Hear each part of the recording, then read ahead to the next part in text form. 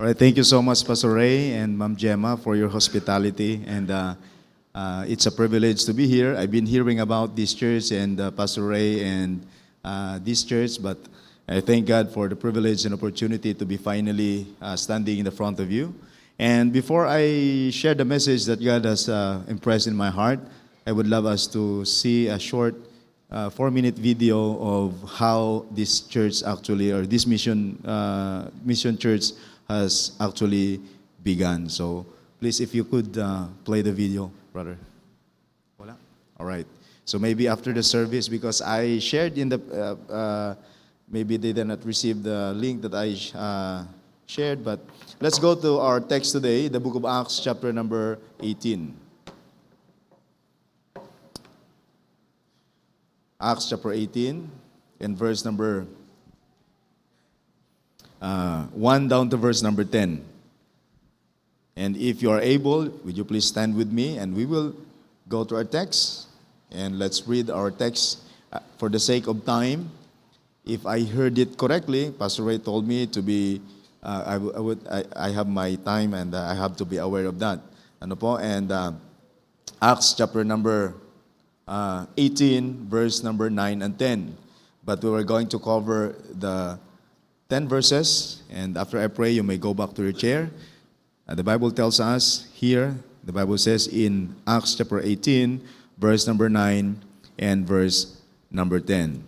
Then spake the Lord to Paul in the night by a vision, Be not afraid, but speak, and hold not thy peace, for I am with thee, and no man shall set on thee to hurt thee, for I have much people in the city. Our Heavenly Father, once again, we thank you for this wonderful opportunity to be with your people in this place. We thank you, Lord, for what you have done through the leadership of the pastor, Panginoon. Salamat po sa inyong kabutihan, salamat sa iyong pag-ingat, at salamat, Panginoon, sa pagkakataong ito ay amin pong maibahagi ang iyong gawain na ginagawa po, Panginoon, sa lugar po ng Paris. And Lord, I pray that as we develop the message this afternoon, speak to our hearts and challenge, and if you may, call somebody to be partner and even to be a worker in the place where you have called us to labor, O Heavenly Father. Lord, if I know my heart, I just want to be a blessing. I want to be an encouragement. And I pray that you will bless every part of the service today. And agit sa lahat, Panginoon, luwalatiin mo ang iyong pangalan sapagkat ito po ay aming samot dalangin sa pangalan ni Jesus na aming tagapagligtas. Amen and amen. And you may now please be seated. Ano po? Again, as Pastor Ray already introduced me, my name is Brother Ronel Corsiga, and we are already a missionary working in Paris. Ano po? And Corinth, sabi sa verse number 1, After these things, Paul departed from Athens and came to Corinth, and found a city in a certain Jew named Aquila, born in Pontus, lately come forth from Italy, with his wife Priscilla, because that Claudius had commanded all the Jews to depart from Rome, and came to them, because he was of the same craft. And he abode with them, and wrought, for by their occupation they were tent makers. Ano po? So, to make it as a way of introduction, mga kapatid, this church was, this time, Paul was starting a church that would eventually the church at Corinth. And we know that mayroon siyang dalawang letter na isinulat para po to address a certain problem in that specific church. So Corinth was one of the most wicked cities in ancient Roman Empire. It was known for its immorality, idolatry, and materialism. No? So much like Paris. Ano po? Hindi lang siguro na send a link that I want to share about our mission work, mga kapatid, in Paris. But speaking from experience, Paris is much more like Corinth, mga kapatid. Very inclined into what we call a standard that is so worldly and also idolatrous city. You know? So if in case you do not know, Paris is divided into districts. And one of the districts is the district for South Asian. And they have their own Ganesh festival. You may say, what is Ganesh festival? It is a celebration of their god Ganesh of Hinduism. Ano po? So you may think that Paris is already a Christianized country, but in reality, it is a pagan country. And may I say 72% of adult French doesn't claim or doesn't believe in any form of God or religion. 72%. No? And by this time, mga kapatid, according sa our research, there is 75,000 registered Filipino working in the whole of France.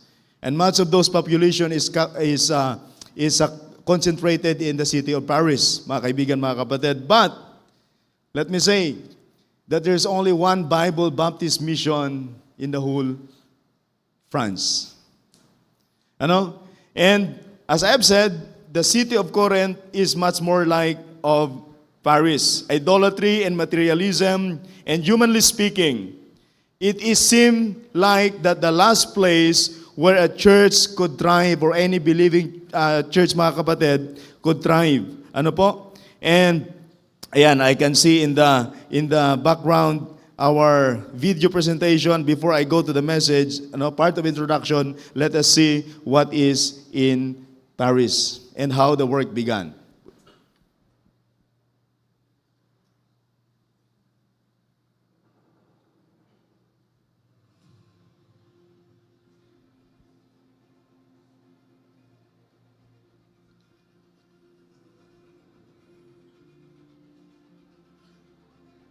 Paris, the city of lights, a place where dreams are painted in gold, history whispers through its streets.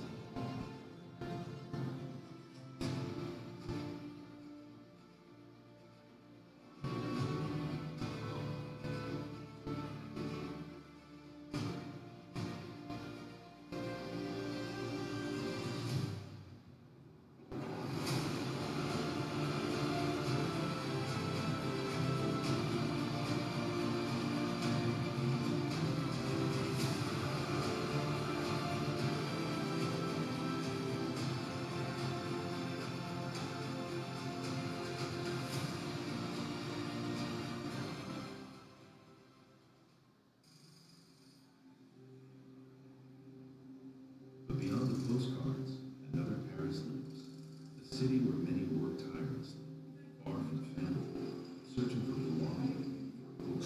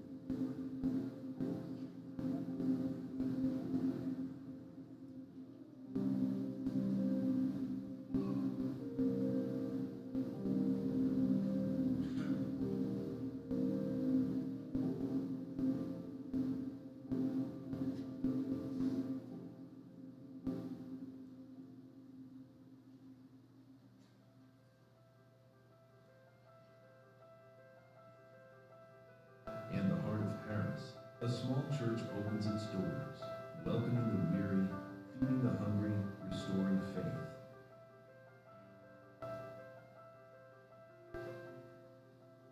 Kalakasan, hindi dahil po sa inyong Panginoon. Nagsimula ang gawain ito sa pamamagitan ng unang pananaw, vision, and a calling. At nagsimula ito exactly doon sa maliit na grupo sa isang party kung saan sinama ko ng aking asawa. At sa biyaya ng Panginoon, the same people who started with us sa grupo na yan, ay hanggang ngayon kasama po natin sila. So, it started with a calling, a burden. Burden and our prayer is that to reach out our own community. We call them our Jerusalem, our own people who speak our own language. And they are the main group of people that we want to reach out. And secondly, are those who are born here, pero hindi nakakapagsalita na ng diretso ng ating lingwahe. We call them our Judean. Although we can look at them in their face and we can determine that they are, and we can say that they are Filipino by origin, but we cannot deny the fact that they are already a third culture. And those people that are magamit brand, no? Those people na tinatawag natin culturally iba sa atin, pero iba sa kanila yung mga katrabaho natin. So we need to reach them out also. For example, meron po tayo mga kasama ngayon na from Sri Lanka, and we praise the Lord, meron din po tayong kasama na from kanyang origin ay Japan at Italia, at yun po sa biyaya ng Panginoon. Muli, ito po inyong misyonaryo, Osiga family, the wife Gladys and Eunice, your co-worker and laborer in the city of Paris, France. All right, as we go back to our message this afternoon, mga kapatid, it was in Corinth that God reminded Paul that no city is beyond the reach of the gospel. God already had a people in that area that would believe. You know, when I started in Paris a few years ago, I was so intimidated. This is Paris, one of the most visited, in fact, the most visited city in the world. One of the most expensive city to live. But the verse that I've just read to you spoke to my heart, and that's where it's all begun, and the Lord began to work. In verse number 9, then the Lord spoke to Paul in the night by a vision. It says this, be not afraid, but speak, and hold not thy peace. For I am with thee, and no man shall set on thee to hurt thee. And this one, speak really to my heart personally. For I have much people in that city. And I hope and pray after the message this afternoon that the Lord will work in our heart, that we would pray also for us in Paris, pray with us. And if the Lord will call somebody from this place, I don't know if Pastor Roy would be happy, but Europe is open. We were in Czech Republic, October of last year. We had a Bible study and dedication of a child of one of our contacts. And after the service, 33 accepted the Lord Jesus Christ, and that includes 2 Mongolian family. And listen to this. After the excitement, when we were on our way to the airport, my excitement was replaced by heartbreak. You know why? Knowing that after that service, there's no church and mission work to join. And so please pray for this eastern and central block of Europe and also Paris. Dadalawa lang po kami ng mga missionary doon, mga kapatid, sa Paris. Wala pong imposible sa Panginoon. Mga kapatid, mga kaibigan, let's see the first thing that we can see in this passage is that there is a preparation. We see here in verse number 1 to 4. Sabi ng Bible, after these things, Paul departed from Athens and came to Corinth and found a certain Jew named Aquila, born of Pontius, lately came from Italy with his wife Priscilla, because that Claudius had commanded that all Jews to depart from Rome, and came to them, and because he was of the same craft, abode with them, and wrote, for their occupation were tent makers. And he reasoned in the synagogue and every Sabbath and persuaded the Jews and the Greeks. And so notice the word, because he was of the same craft. They were tent makers. And Paul did not immediately begin with great revival meetings. In this place, mga kapatid, before the harvest came, God provided first companion. And that's what happened to us. May I share, mga kapatid, that the first service, we tried to invite my wife and I tried to invite just to announce that there's a mission work that is going to begin in that place. And guess what? Of all the people that we have invited, one person came in, show up. Imagine the first service, we have 3 in attendance. 4, 5 including our kids. And listen to this. 1 adult attended. And by the grace of God, that video was old. By the grace of God, after 2 years, during the second mission anniversary, 102 attended our second mission anniversary. And last August, our sending pastor, Pastor Ken Gisalba, was there. Last June 4th, or June 6th, we baptized 40 new believers, including 2 French nationals. You know, if you think of Paris, you may think of another thing about Eiffel Tower, all the luxury brands, or whatever it is. But listen to this. There are souls that needs to hear the gospel in that city of Paris. And it is my prayer that after this meeting and after this short message that we're going to share, mga kapatid, God will begin to speak in our hearts that the gospel does not only belong to those people that are in the remote area on the third world country. First world countries needs the gospel too. But we see here the preparation. God provided a companion. Not only that, God provided an employment. Of course, I'm not counting out those who have been full-time in the ministry, but the Lord is calling those people like us who are employed.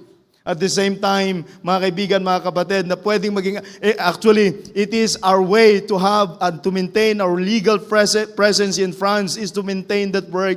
Kasi pag wala po kaming hindi po kami employed, hindi na po kami pwedeng bumalik doon. And so we see here, because they're tent makers, mga kapatid, God provided an employment. And out of that employment, God provided an opportunity. And may I say that Ate Rose, na-met ni Pastor Ray when we were in Milan. Si Ate Rose was one of the workmate of my wife. So because of that employment sa military, merong tinatawag na blanket strategy at merong pocket target. And so, sometimes when we think of evangelism, we think of mass evangelism, we call it blanket plan. Pero pag sinabi mong sa OFW setup, we have a pocket target. Kasi pagka ikaw ay nagtatrabaho, meron kang katrabaho. At dahil meron kang katrabaho, meron kang prospect na alam mo kung saan pupuntahan. And may I say, mga kapatid, I'm not counting out this trucks distribution, but in the cities like Paris, it is 1 of 10 Filipinos that you will meet, isa lang doon na nakatira sa Paris, lahat doon ay mga turista. Ano po?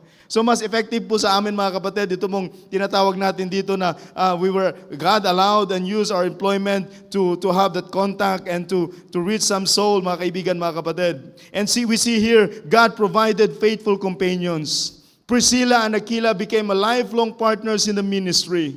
Listen to this. Ministry is never meant to be done alone. We need partners. And it is my prayer that after this, nakita po namin that literally, I was in Normandy, and during the harvest, the wheat is actually white when it's ripe. Literally, the wheat field is white when it's time to harvest. And in the eyes of our perspective as missionary, mga kaibigan, mga kapatid, Europe is white into harvest, but the laborers are few. There was a time na sila po nagpapadala ng mga missionary, but by this time, mga kapatid, yung mga lumang, mga building ng mga dating simbahan ay for sale na. Marami ay mga museum na. At marami, mga kaibigan, mga kapatid, ay wala nang gamit. They need the gospel, mga kaibigan, mga kapatid. In fact, sabi po na Ecclesiastes chapter 4, verse number 9 and 10, 2 are better than 1 because they have a good reward in their labor. For if they fall, the one will lift his fellow, but woe unto him that is alone when he falleth, for he hath none another to help him. In Philippians 1:27 it says, only let your conversation be as becometh of the gospel of Christ, that whether I come to see you or else be absent, I may hear your affairs, that ye stand fast in one spirit, in one mind, striving together for the faith of the gospel. And the word that is striving together, mga kaibigan, mga kapatid, Paul worked with his hands. Sometimes God supplies through miracle, but sometimes God supplies through labor. Mga kaibigan, mga kapatid. At pangatlo, God provides ministry opportunity because of this employment of Apostle Paul. It says here, mga kaibigan, because of they are in the same craft. Every Sabbath, Paul faithfully preached the gospel dun po sa kanilang gathering. He did not wait for perfect condition, but he simply remained faithful to his calling. One of my personal guiding principle is that I have to set goals. Kasi sabi ng aking mentor, Ronel, if you want to enroll in Bible school, you have to set your goal. You have to know where are you going. Because sabi niya, Because if you do not know where are you going, any road you take will bring you to nowhere. Marami sa atin ganun. We are in motion but not moving. Mukhang may ginagawa pero walang accomplishment. And sometimes ganito po mga kapatid, God simply provide through the opportunity, through the situation that He is already involved in. Never despise ordinary seasons sa ating buhay. Maybe God is calling you to work somewhere. Use that, mga kaibigan, mga kapatid, na pagkakataon. Huwag mo lang kalimutan kung bakit ka nandyan. Ano po? God often prepare us in workshop, in workplace before placing us in the mission field, mga kaibigan, mga kapatid. And secondly, in this message, we see the proclamation. We see first the preparation. Thank God for 10 years of pastorate experience that I had in Caloocan before I went to Europe. And I learned a lot and I have experienced, mga kaibigan, na pagdating sa mission field, ginamit ng Panginoon pala yung city training setup doon po sa Caloocan para pagdating sa Paris ay medyo may idea na tayo kung ano pong mayroon doon, mga kaibigan, mga kapatid. But secondly, God blesses the faithful proclamation despite the opposition. Verse number 5, sabi po ng Bible, when Silas and Timotheus were come from Macedonia, Paul was pressed in the Spirit and testified to the Jews that Jesus was Christ. And when they opposed themselves and blasphemed, he shook his raiment and said unto them, your blood be upon your head. I am clean from henceforth. I will go unto the Gentiles. And he departed thence and entered into a certain man's house named Justus, one that worshipped God, whose house joined hard to the synagogue. And Crispus, the chief ruler of the synagogue, believed on the Lord with all his house. And many of the Corinthians, what? Hearing, believed, and were baptized. So we see here, we see the opposition. He was rejected. Ano po? He was despised or he was rejected by his countrymen, his fellow Jewish people, mga kaibigan, mga kapatid. But we see in this passage, he boldly testified. He boldly testified that Jesus was Christ. And immediately we see in this passage also that when opposition came, he did not stop. Opposition is the evidence that God is working in what you are doing.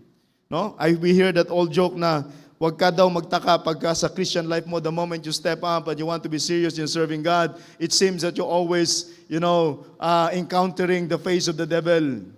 Sabi nga magtaka ka pagka hindi mo na siya nasasalubong. Kasi baka magkasama na kayo.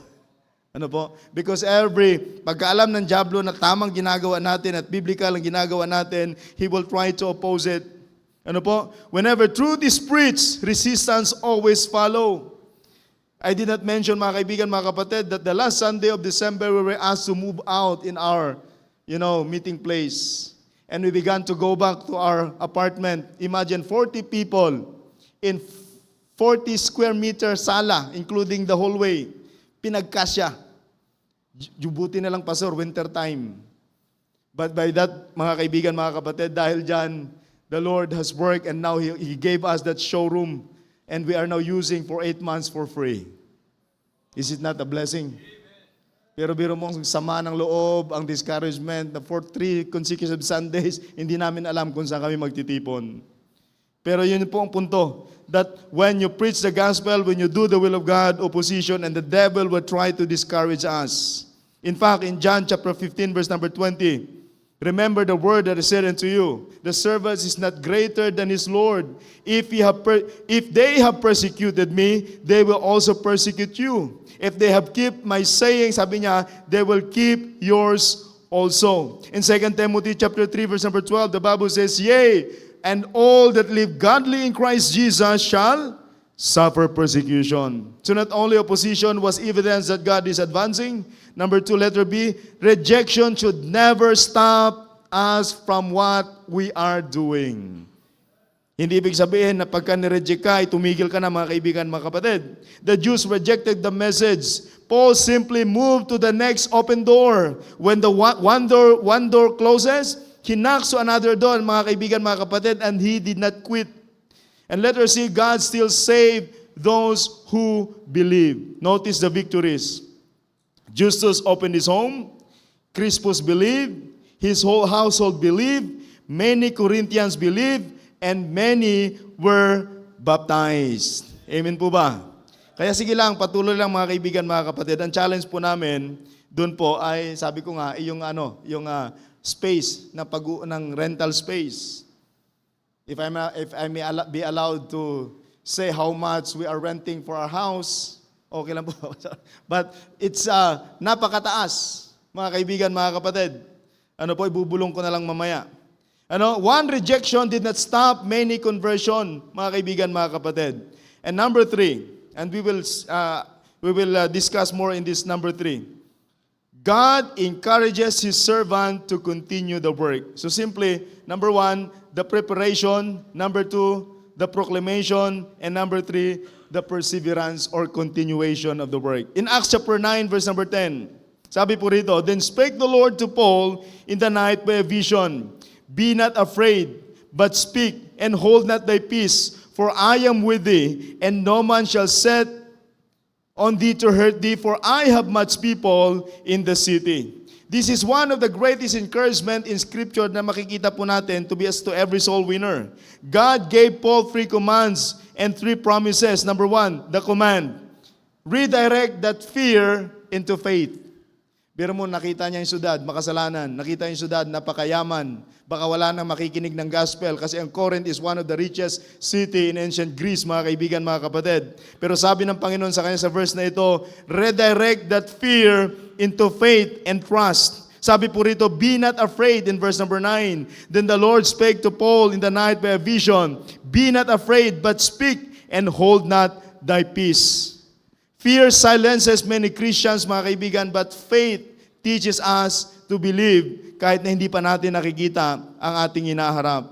In Isaiah 41 verse number 10, sabi po rito, fear thou not, for I am with thee. Be not dismayed, for I am thy God. I will strengthen thee, yea, I will help thee, and I will uphold thee with the right hand of thy righteousness. In Joshua chapter 1 verse number 9, have I not commanded thee? Be strong and of good courage. Be not afraid, neither be thou dismayed, for the Lord thy God is with thee, whithersoever thou goest. In Psalm chapter 27 verse number 1, the Lord is my light and my salvation. Anong sabi? Whom shall I fear? The Lord is the strength of my life. Whom shall I be afraid?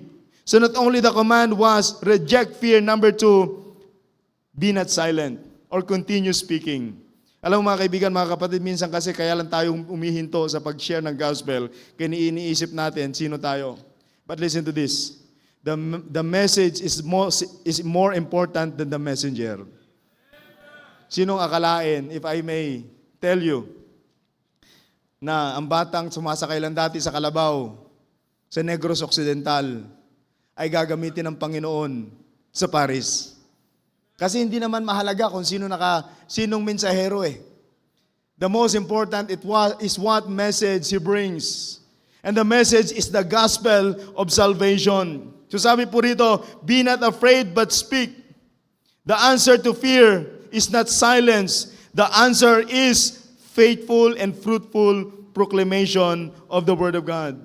Romans chapter 1 verse number 16 says, for I am not ashamed of the gospel of Christ, for it is the power of God and to salvation to everyone that believeth, to the Jew first, and also to the Greek. And by the way, if you want to reach out the Jewish population, Paris is one of the best places to go. There are 2 types of Jewish immigrants there. There are that we call the Sephardim from the south. Sila yung mga katrabaho natin. May 8 akong katrabaho na naging katrabaho ng mga Jewish. 2 employers. And 1, I tried to witness, mga kaibigan. In fact, he accepted the Lord Jesus Christ. And second is the Ashkenazi. Yun yung mga mayayaman, nakikita natin. If you want to reach out the Jewish population, Paris is the third largest population of Jews outside Israel. You have to pray. In our arrondissement, in our district, napakaraming Jews in every corner.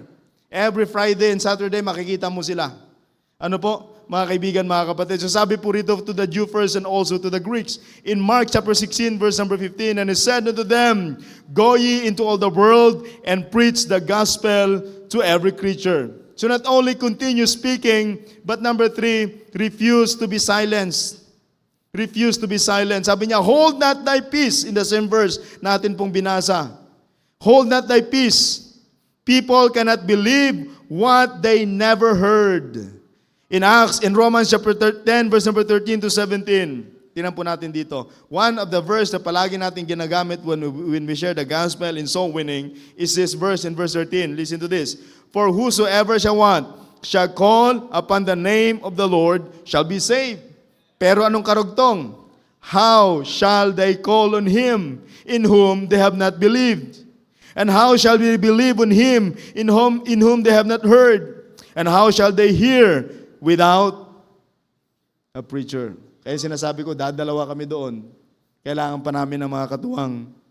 How shall they preach except they be sent? As it is written, how beautiful are the feet of them that preach the gospel of peace and bring the glad tidings of good things. But they have not all obeyed the gospel. For Isaiah said, Lord, who hath believed our report? So then faith cometh by hearing, and hearing by the word of God.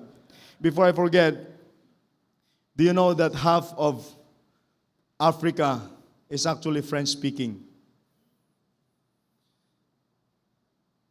And I pray na tinatawag naming mga third culture, children of Filipino living in France who study in their public school, who speak French better than us, ay matanggap at makuha nila yung aming mga nakikita.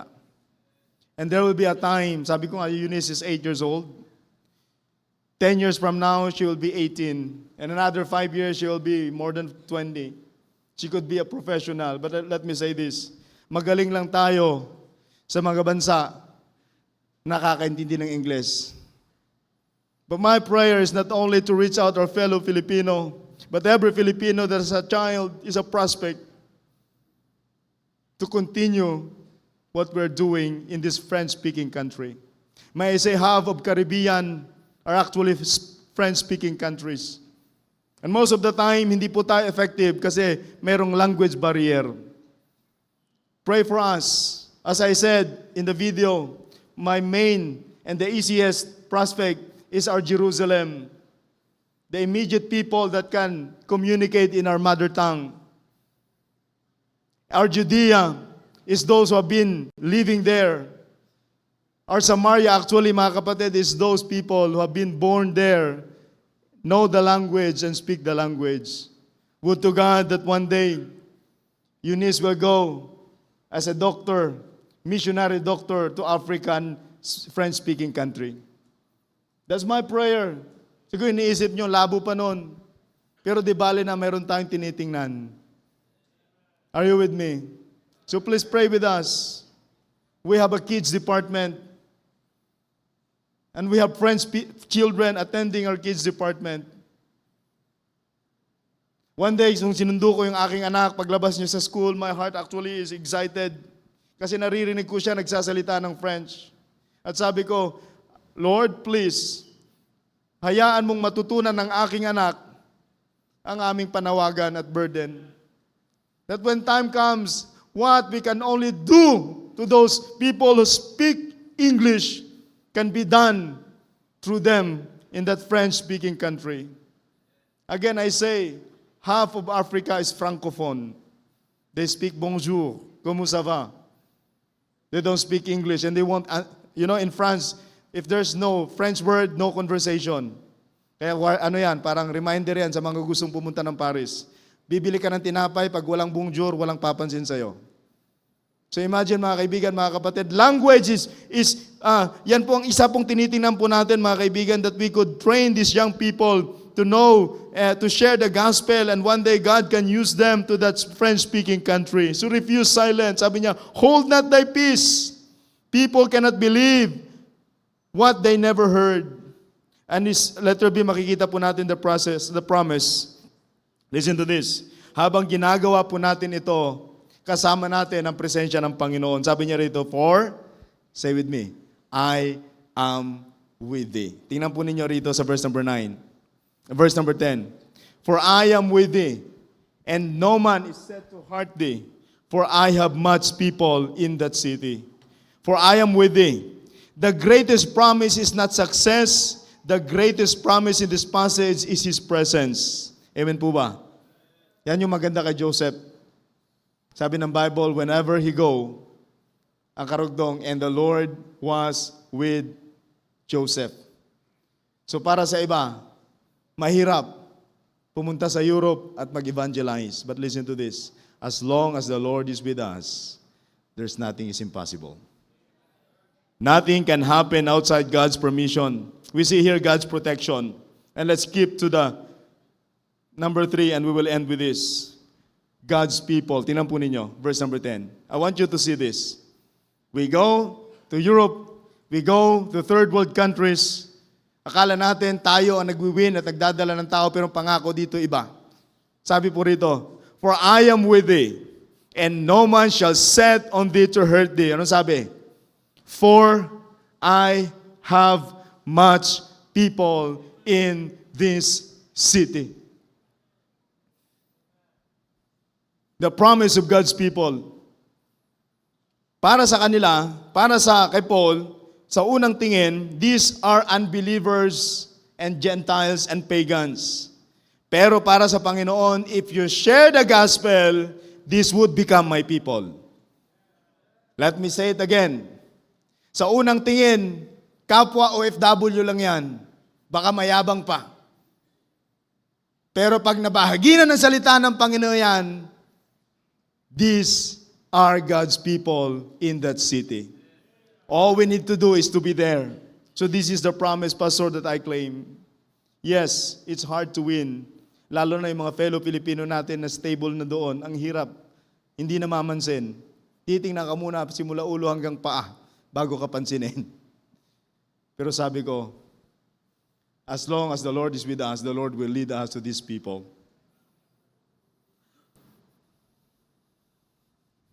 They were not yet believers. They were future believers whom God already knew would respond the gospel. This gave Paul confidence to keep preaching because the gospel would not return unto him void. John chapter 10 verse number 16. And the sheep that I have, or let's go to Isaiah 55 verse number 11. So shall my word shall not go forth out of my mouth. It shall not return unto me void. Paul entered Corinth as a weary, discouraged worker and missionary. But listen to this. But he left seeing God building a thriving church because he remained faithful. He entered the place of Corinth discouraged and fearful and scared. Pero mga kaibigan, just because he stayed there, God established a Corinthian church. Why? Because God can use kahit sino man sa atin ay pwedeng gamitin ng Panginoon.